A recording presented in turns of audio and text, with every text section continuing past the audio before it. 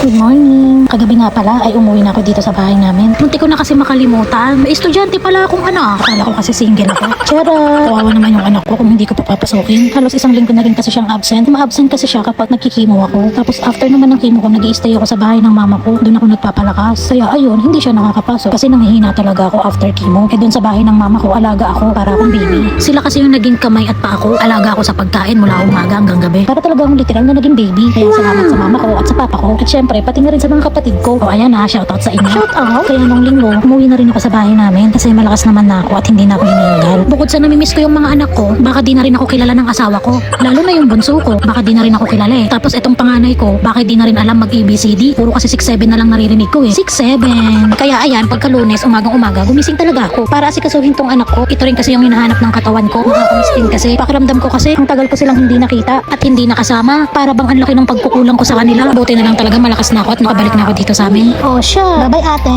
Enjoy kasi school. At syempre, iwan na naman kami ni Adongdong ko sa bahay. Hinatid na kasi ni daddy yung ate niya sa school. Ganun kasi yung routine namin. Ako mag-aasikaso at daddy niya maghahatid sa kanya sa school. At kinahaponan, nung nakauwi na si Sabana, maaga bumiyahe si asawa. Wala naman na daw kasi siyang gagawin. At since nandito naman ako sa bahay, araw naman ng day off ni Inday, pumayag ako. Sabi ko, oo nga, mabuti pa nga. Kaysa nakatunga nga lang kayong dalawa dito. Hayaan mo ko magpakananay. Charot-charot kami. Datong lang talaga ang gusto mo. At dahil ulirang ina ako, for today's video, kinuha ko muna yung vitamins ni Sylvester sa rep pala yun. Kala ko aparador. Uy, itong batang to narago pa talaga. Gustong gusto niya yan yung mapapahabol. Parang ikaw. Gustong gusto niya naman talaga yung lasa ng Celine. Actually, favorite niya nga yan. Yan lang talaga yung vitamins ni Sylvester. Celine lang talaga. In fairness sa Celine, mula nang pinainom ko siya niyan, hindi na rin talaga siya naging sipunin. Lumakas pa siya kumain. At naging matakaw matulog. Baka naman Celine. At diba, kitang kita sa mukha niya. Gustong gusto niya talaga yung lasa ng Celine. Okay, time to sleep na. Kailangan na buksan ng mahiwagang TV. Ayan kasi talaga yung pampatulog niya. Geng-geng kasi yan. Gusto niya yung mga tugtog nila Shantido, nila Plogy. Basta mga rap song ni. Gustong gusto niya yon. Pero dahil ako ang bantay niya for today's video, Cocomelon ang pinanood ko sa kanya. Kaya ang ending, hindi siya natulog. Nabukasan, nagpasama ako kay asawa. Sabi ko, punta kami ng Cavite. Sa Dasma lang naman. Gusto ko kasi bumili ng isda. Yung betta fish, wala lang. Bigla ko lang naisip, parang gusto kong mag-alaga ng isda. Yung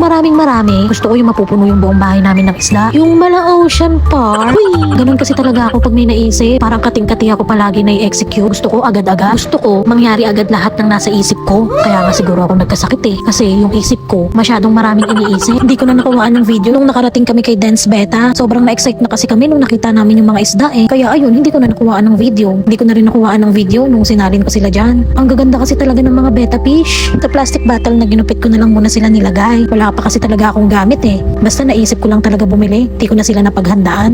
Ang gaganda ng mga kulay na napili ko. O yung tubig na yan ha, may talisay extract yan kaya ganyan yung kulay nila. Baka kasi isip nyo ihi yan eh. O hindi yan ihi ah. Tapos yung bula-bula naman na yan, sabihin yan, komportable sila sa water. Wow. Feel at home kumbaga. Tsaka ibig sabihin masaya sila. Masaya sila siguro sa bago nilang amo. Hello mga bibi ko.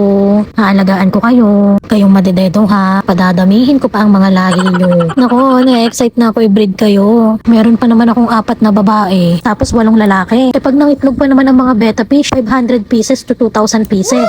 Isipin mo yun, sobrang dami. Nakaka-excite. Siguro sa next video ko na lang ipapakita kung paano ko i-breed yung mga betta fish ko. Okay na to. Babosh!